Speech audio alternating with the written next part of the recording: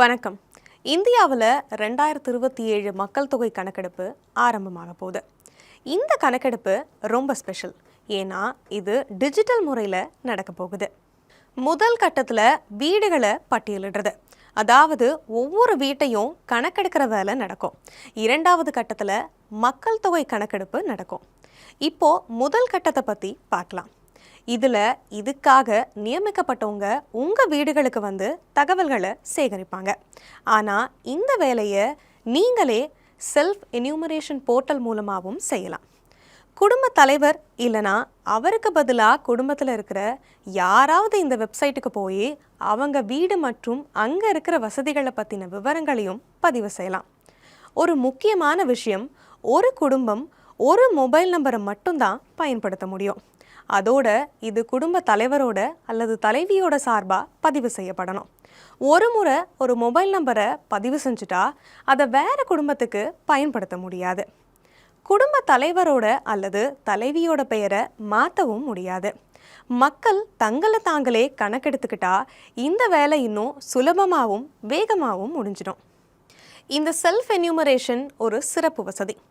உங்கள் மாநிலம் அல்லது யூனியன் பிரதேசத்தில் கணக்கெடுப்பு ஆரம்பிக்கிறதுக்கு 15 நாளைக்கு முன்னாடியே இது ஓப்பன் ஆகிடும்.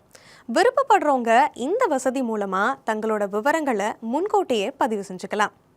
போர்ட்டலில் விவரங்களை எப்படி பதிவு செய்கிறதுன்னு பார்க்கலாம். முதல்ல எஸ்சி போர்ட்டலை ஓப்பன் பண்ணுங்கள். அப்புறம் உங்கள் மாநிலம் அல்லது யூனியன் பிரதேசத்தை தேர்ந்தெடுத்துட்டு கேப்சாவை டைப் பண்ணுங்கள். அடுத்து வர வரவேற்பு திரை நீங்கள் என்ன செய்ய வேணும்னு வழிகாட்டும். இப்போது குடும்ப தலைவர், உதாரணமாக சுசீலா தேவி, அவங்களோட பெயரையும் மொபைல் நம்பரையும் டைப் பண்ணுறாங்க. உங்களுக்கு வசதியான மொழியை தேர்ந்தெடுத்துக்கோங்க. அப்புறம் ஒரு ஓடிபி மூலமாக வெரிஃபிகேஷன் நடக்கும். இந்த முழு செயல்முறையும் ரொம்ப பாதுகாப்பானது, அதே சமயம் ரொம்ப சுலபமானது. உங்கள் மாவட்டத்தையும் பக்கத்தில் இருக்கிற முக்கியமான இடத்தையும் தேர்ந்தெடுக்க வேண்டியது அவசியம். மேப்பில் நீங்கள் தேடின இடத்த காட்டுற மாதிரி ஒரு மார்க்கர் வரும்.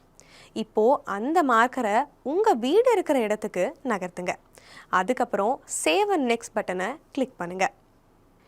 இதுக்கப்புறம் கேள்வித்தாள் பேஜ் ஓப்பன் ஆகும். முக்காவாசி கேள்விகள் ஆப்ஷனை தேர்ந்தெடுக்கிற மாதிரி தான் இருக்கும். பெயர்களை டைப் செய்ய ஃபோனடிக் மற்றும் விர்ச்சுவல் கீபோர்டு இருக்கும். உங்களுக்கு ஏதாவது சந்தேகம் வந்தால் அதை உடனே தீர்க்க FAQவும் டூல் டிப்ஸும் இருக்குது.